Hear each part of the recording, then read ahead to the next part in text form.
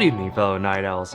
I wanted to make a video where I talked about my history with handheld gaming, as well as my current solutions that I use to this very day. I've been handheld gaming since the Game Boy Color, and I haven't looked back, and I always like to have a handheld gaming console on me. So let's get into today's video.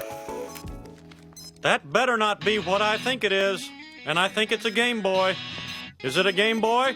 Yeah, Dad, it's a Game Boy. That's a video game, I told you, no video games. Give it to me. If you don't bring that to me right now... In a minute. You started a new game, didn't you? Yes. We had a deal.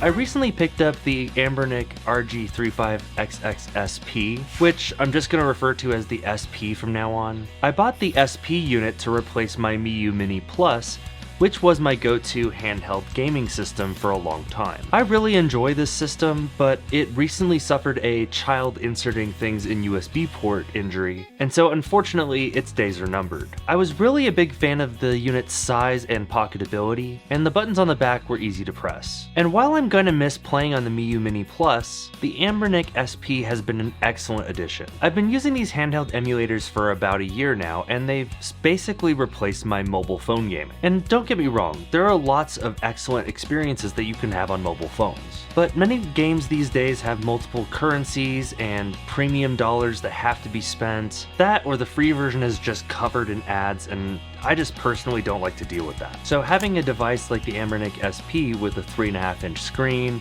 a quad-core CPU, and basically emulation capabilities up to the PlayStation. And I can whip out this thing when I'm at the dentist office or while I'm getting my oil changed. The hinge feels high quality, the buttons are nice and clicky, and I could see myself playing this for hours on end. It has a fairly decent battery life, and I've been able to get about 6 to 8 hours out of it. And after a couple weeks of use, I've gotten really used to the shortcuts that Anbernic uses on their devices. I upgraded to an aftermarket software called Newly, and I did that using a guide from Russ at Retro Game Core. You could honestly do it without a guide, but it was super easy, and the walkthrough made it really easy to just kind of copy exactly what he was doing. With that hilariously brief review of the Anbernic SP out of the way, let's go ahead and dive into my handheld history, and I'll give a game recommendation for each system that each of those game systems can play.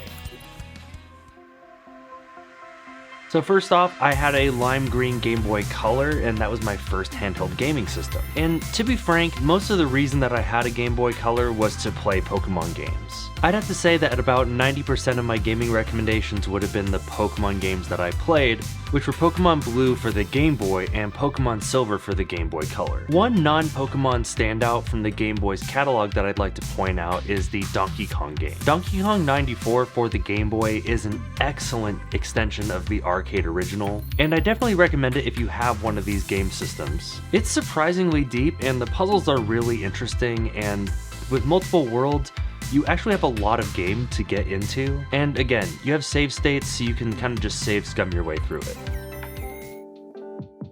So the next handheld was the Game Boy Advance, and I had the original horizontal version as well as the Game Boy Advance SP. Again, a lot of my Game Boy Advance playing was Pokemon, so Pokemon Sapphire I believe was the version that I had. But there were a few standout Game Boy Advance games that I really enjoyed. One is the Lord of the Rings Return of the King movie game. There was really an unnecessary amount of excellent effort put into this game. First off, there are 6 playable characters, and many of them have different starting points. And this is kind of like a Diablo roguelike sort of game, and I remember playing a lot of this. When Lord of the Rings came out, it was kind of one of the only nerd things that my parents allowed us to watch outside the Chronicles of Narnia, so being able to play a Game Boy Advance Lord of the Rings game just kind of gave me another way to immerse myself in the world. Plus, with 6 characters, there are 6 different playthroughs, and so that kind of gave a lot of replayability to this title. The graphics are really good for a Game Boy Advance game,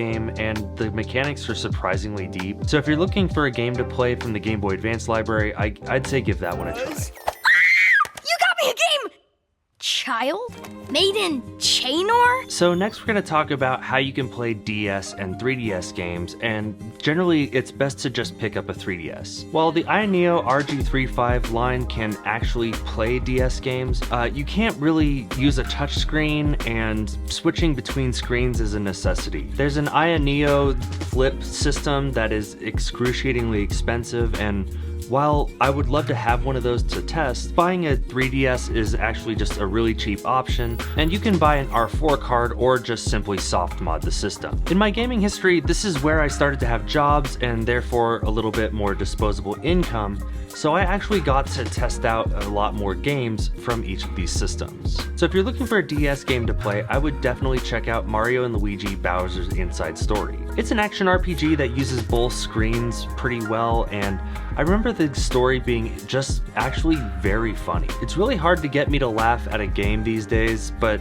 going back and touching on these games really solidified why that series is my favorite Mario series out of the bunch. Now, I also briefly owned a PSP and a PS Vita at various times in my life, so I want to touch on those really quickly as well. On the PSP, I would recommend Crisis Core Final Fantasy VII. It was a prequel to Final Fantasy VII, which focused on Zack's strife, and took the limitations of the single thumbstick PSP in mind when it had its sort of action RPG combat system. This game really took advantage of the PSP's widescreen and hardware, and I really recommend it if you're looking to play any of the PSP titles. And as far as PS Vita, I think you really need a Vita to play those games. You can't necessarily recreate that sort of experience just yet. As far as the Vita, I'd recommend Tearaway. I know that Tearaway got ported eventually, but I think that on the PS Vita, there really isn't a better use of the back touch screen, and the OLED display just made that game look fantastic. Before we get going, I want to talk about some recommendations that I got from the community. Over on Threads, KomodoBone.ttv recommended Final Fantasy VII, and I echo his recommendation. Final Fantasy VII is a PS1 game that doesn't require thumbsticks, so you could actually play this on the SP without many problems. That One Muse recommended the Castlevania series, and I echoed this recommendation as well. Especially on the Advance, there was a trio of just excellent Castlevania games that have recently been remade, but if you have any one of the Anbernic devices, you could give all those Game Boy Advance games a shot, and all of those Game Boy Advance games look much better on a well-lit screen. MacBeer Maru recommended Metroid Fusion, and that's also a game that I recommend. I've got Metroid Fusion on my list next to play after I finish a playthrough of Sword of Mana. Sword of Mana is a remake of the original Final Fantasy Legends, I think, and is the first game in the Mana series. I've never played a game in this series, so I figured that was a good place to start, and who knows, maybe I'll end up playing some more of those games here on my SP. My cousin Vinny's cousin Vinny over on Bluesky recommended Batman Returns on the Atari Lynx. He cites the responsive gameplay and the excellent graphics, as well as the difficulty and accuracy to the source material. I booted up this game for a little bit and actually have to echo this recommendation. I've never played an Atari Lynx before, but I dumped a bunch of those ROMs onto the system so I could give them a try. This game does look excellent, and especially if you're a Batman fan, it's a great game to play. Steven Strom recommended the Phoenix Wright series, and while I haven't played any of those myself, I know that most of the people that like those games love those games. So if you like courtroom dramas, then maybe that's a game for you to get into. So thank you to everybody who suggested games for me over on Bluesky and Threads. If you have a game that you'd like to recommend for me to play on the SP, go ahead and drop it in the comments below and I'll make sure to check them out. One last thing that I'd like to see these devices have eventually is a Street Pass-like feature. It doesn't even have to have the same games that the 3DS had. I just think it would be interesting to have games that implement a Street Pass-like feature, and it would also give me another reason to carry this device around. And I mean, I don't know, we got retro achievements on this device, so maybe there's a mad scientist out there working on this and I just don't know about it. So anyways, thanks for watching today's video, and we'll see you tonight.